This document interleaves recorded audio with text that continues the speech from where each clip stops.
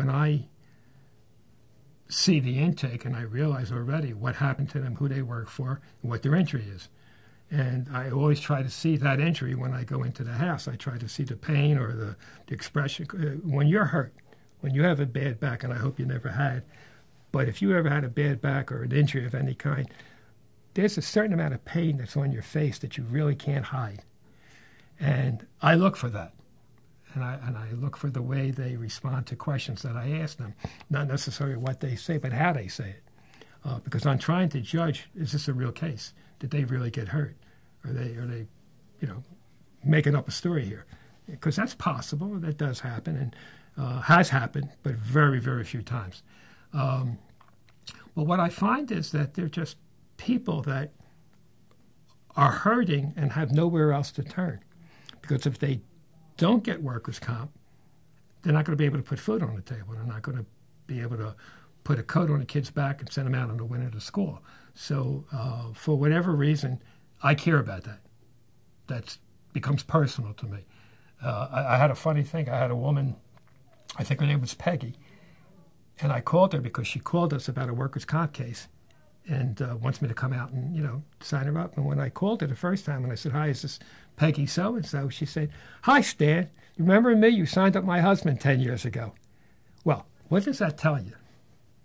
She remembers me from signing up for her husband 10 years ago. That's pretty interesting. I can understand her remembering Shirley Levin. But she remembers me coming to the house 10 years ago, and I was there, an hour and a half? So I guess that's what makes me tick. I like that. I like feeling that I've helped people. And every time I walk out of a house, people say to me, you really love what you do. And I go, well, how could you not love what you do if you're helping people every day and getting paid to help them? Where's there a better world than that?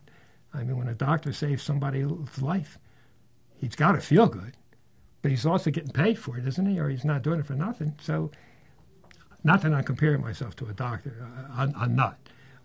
But the sense of helping people is a very rewarding thing for me. I know some lawyers that I've met over the years don't look at it that way, but they never meet the clients. So to them, it's just a job, and it's a payday. But I meet the clients, and I meet their wife, and I meet their son and their daughter and their granddaughter. And I've gone to some houses where I meet 10 people, and the cousins and the aunts, and they're all in the house.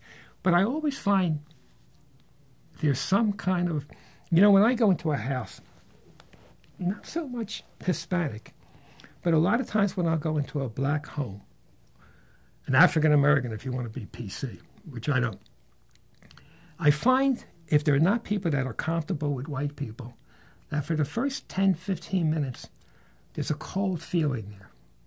But that after, say, 15 or 20 minutes, I see a difference in the person because they realize that I'm there to help them. And I really am interested in their story. And I really do want to know what they're telling me. And that I also respect them as people. And don't forget, when I walk in, I'm not wearing a suit. I'm not carrying, a fancy briefcase. I'm not pulling up in a Mercedes. I'm just a neighbor trying to help them.